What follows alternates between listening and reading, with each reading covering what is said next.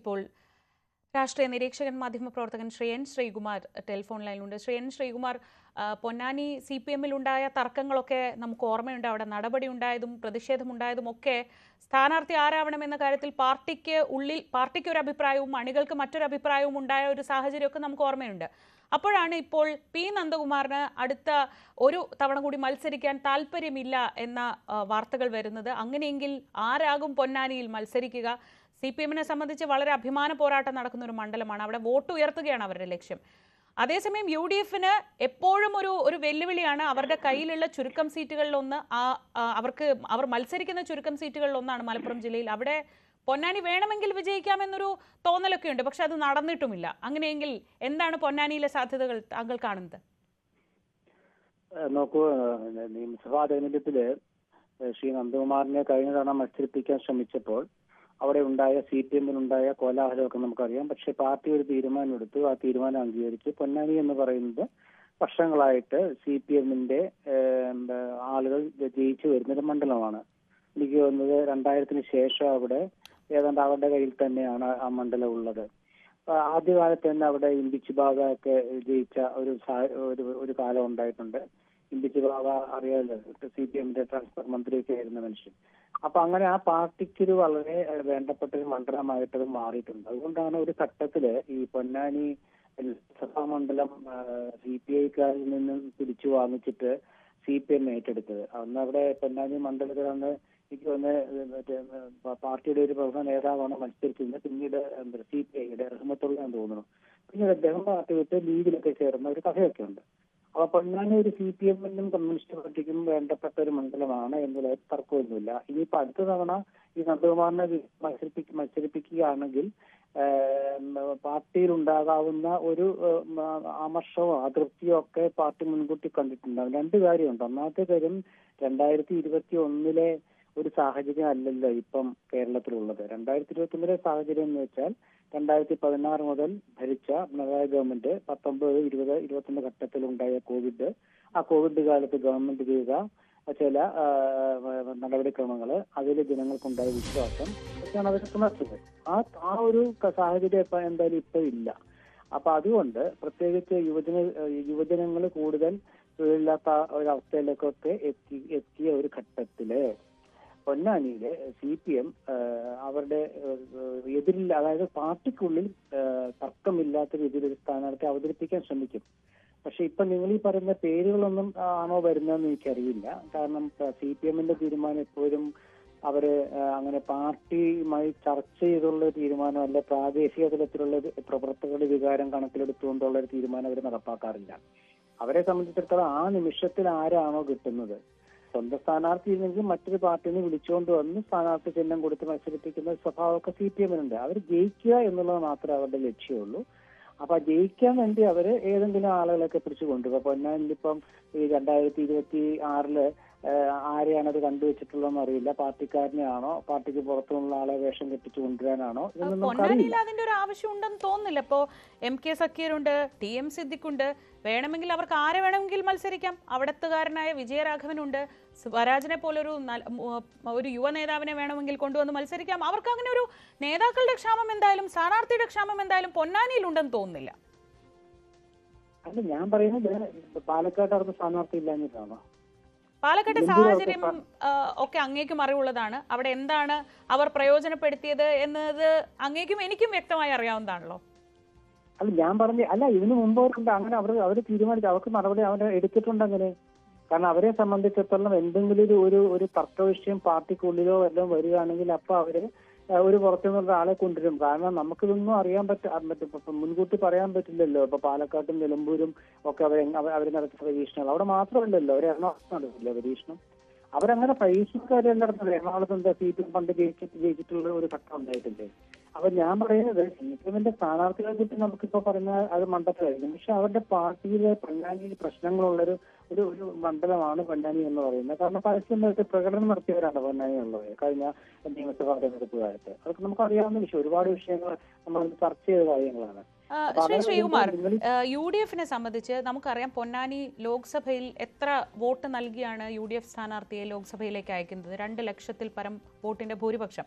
ആ ലോക്സഭാ തെരഞ്ഞെടുപ്പിൽ തന്നെ പൊന്നാനി മണ്ഡലം എടുത്താൽ അവിടെയും വോട്ടിന് UDF കുറവൊന്നുമില്ല. അപ്പോൾ നമ്മൾക്ക് ഇത്രയേറെ സാഹചര്യങ്ങൾ ഉണ്ടായിട്ടും എന്തുകൊണ്ടായിരിക്കും അപ്പോൾ UDF അവിടെ ഒരു മികച്ച പ്രകടനം പോലും കാഴ്ചവെക്കാൻ കഴിഞ്ഞ 4 തെരഞ്ഞെടുപ്പുകളിൽ കഴിഞ്ഞില്ലേ? ഇത് 5ാമത്തെയാണ്. ഇപ്പോൾ അങ്ങ് പറഞ്ഞു അവിടെ വേറെ ഏതെങ്കിലും പാർട്ടിയിൽ നിന്ന് സ്ഥാനാർത്ഥി വരുമോ എന്ന് അറിയില്ല എന്നൊക്കെ പറഞ്ഞു. കോൺഗ്രസിന്റെ പട്ടികയിൽ സന്ദീപ് വാര്യർ, BJP നേതാവായിരുന്ന സന്ദീപ് വാര്യരുടെ പേരുണ്ടെന്നാണ് കേൾക്കുന്നത്. അല്ല, കോൺഗ്രസിന്റെ സ്ഥാനാർത്ഥികളെ മിക്കവാറും ശ്രദ്ധിക്കുന്നതൊക്കെ യുവാക്കളെയാണ്. ഇത്തവണയും അങ്ങനൊക്കെ തന്നെ അവിടെ വരും. കാരണം എന്താണെന്ന് വെച്ചാൽ ഞാൻ പറഞ്ഞല്ലോ, പൊന്നാനി എനിക്ക് തോന്നുന്നത് 2000-ന് ശേഷം കൃത്യമായിട്ട് ഓർമ്മയില്ല, 2006 പാലോളി മുഹമ്മദ് കുട്ടി ജയിക്കുന്നത്. 2006 മുതൽ ഏതാണ്ട് ഈ കഴിഞ്ഞ ടേം വരെ CPM ആണ് അവിടെ ജയിച്ചുകൊണ്ടിരുന്നത്. ശ്രീരാമകൃഷ്ണൻ ആയിരുന്നു കോൺഗ്രസിന്റെ. ഒരുപാട് യുവജന നേതാക്കളാണ് അവിടെ മത്സരിച്ചിട്ട് അവരൊക്കെ തോറ്റുപോയിട്ടുണ്ട്.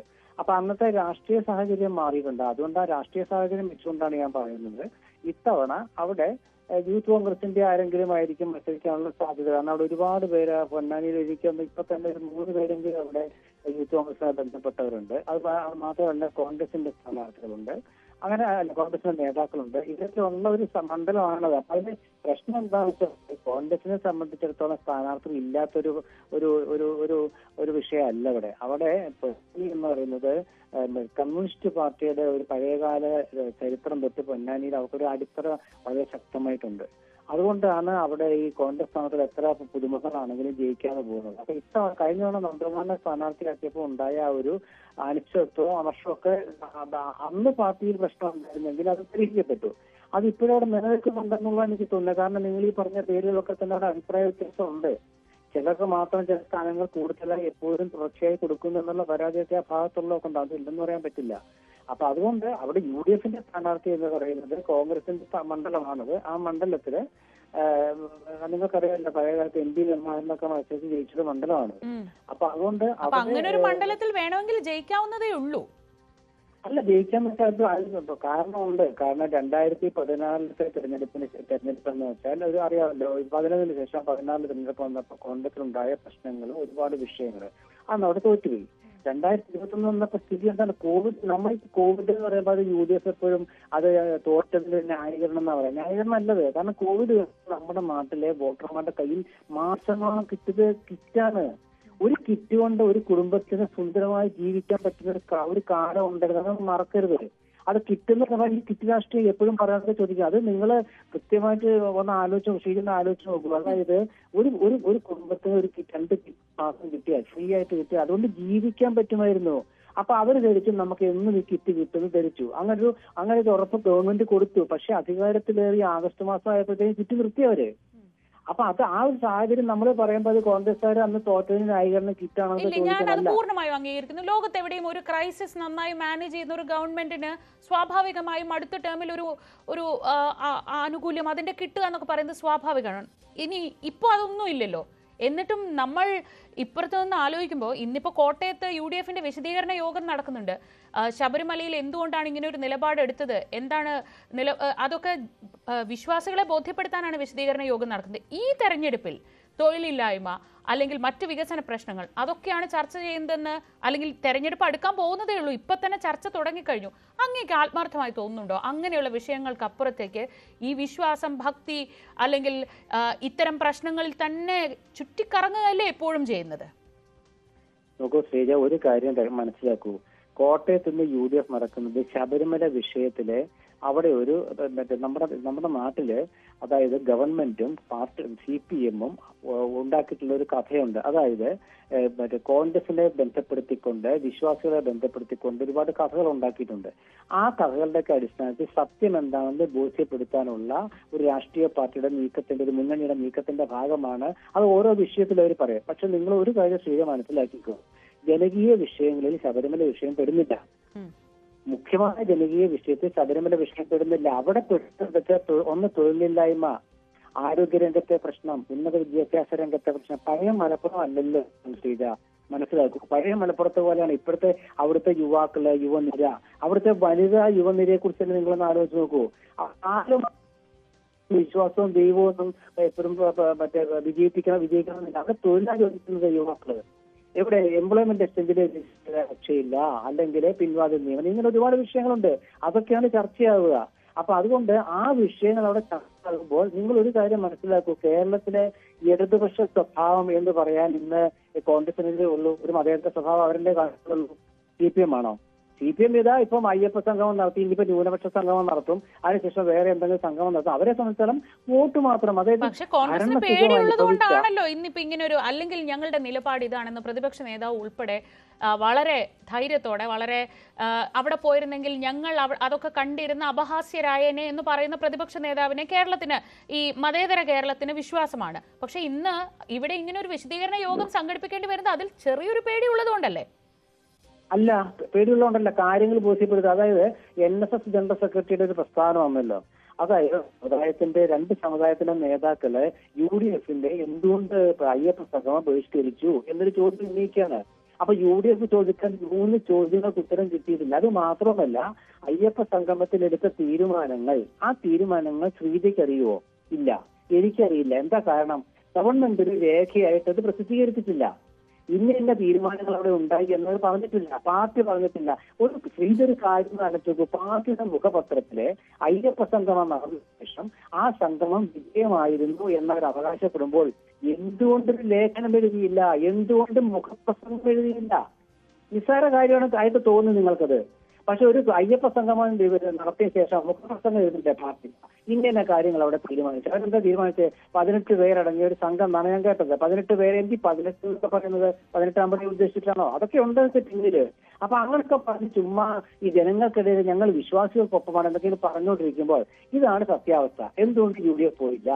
2008 സുപ്രീം കോടതി സത്യവാങ്മൂലം, നമ്മൾ പലവട്ടം പറഞ്ഞ സത്യവാങ്മൂലം, അതിനെതിരായിട്ട് NSS ഒരു 4 വർഷം മുമ്പ് കൊടുത്ത റിവിഷൻ പെറ്റീഷൻ, ആ റിവിഷൻ പെറ്റീഷൻ ഒരു 5-അംഗ ബെഞ്ചിന് മുമ്പാകെ വരുന്നു. ആ 5-അംഗ ബെഞ്ചിന് മുമ്പാകെ റിവിഷൻ പെറ്റീഷൻ NSSന്റെ കൊടുത്തത് വിചാരണയ്ക്ക് എടുക്കുമ്പോൾ LDFന്റെ നിലപാടെന്താ? റിവിഷൻ പെറ്റീഷനെ അനുകൂലിക്കുമോ എതിർക്കുമോ? ഇതൊക്കെ പറഞ്ഞു കൊടുക്കണ്ടേ ജനത്തിന്? ഇതൊന്നും ഒരു മാധ്യമവും ചർച്ച ചെയ്യുന്നില്ല.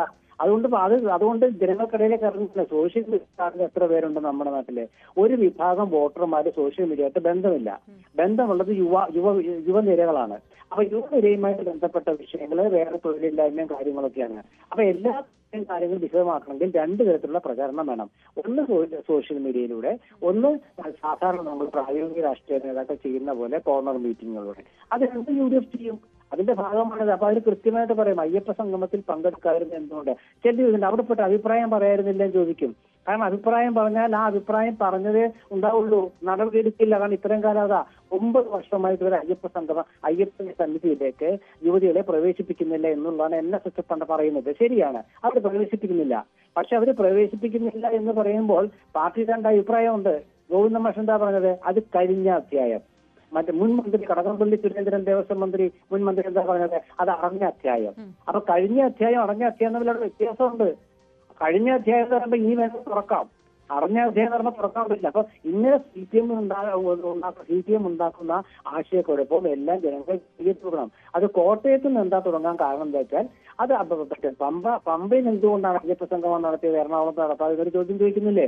അതുപോലെ UDFന്റെ രാഷ്ട്രീയം കാണും കോട്ടയത്തും തുടങ്ങാനായിട്ട്. ശരി, എന്തായാലും നമ്മൾ പൊന്നാനിയെ കുറിച്ചാണ് പറയുന്നത്. ഇതൊക്കെ അങ്ങ് പറഞ്ഞതുപോലെ എന്റെയും ആഗ്രഹം അതാണ്. യുവാക്കളുടെ പ്രശ്നങ്ങളും അല്ലെങ്കിൽ നമ്മുടെ ആരോഗ്യ മേഖലയിലെ പുഴുക്കുത്തുകളും ആ സിസ്റ്റത്തിലെ പ്രശ്നങ്ങളും ഒക്കെ ചർച്ചയാവുകയും കൃത്യമായി അതിൽ ജനങ്ങൾ ഒരു നിലപാട് അവർക്ക് ബോധ്യപ്പെടുന്നതാണെങ്കിൽ LDFനൊപ്പം, അതല്ലെങ്കിൽ ബോധ്യപ്പെടുന്നില്ലെങ്കിൽ UDFനൊപ്പം, അങ്ങനെ ഒരു നിലപാട് എടുക്കട്ടെ എന്ന് തന്നെയാണ് ഞാനും ആഗ്രഹിക്കുന്നത്.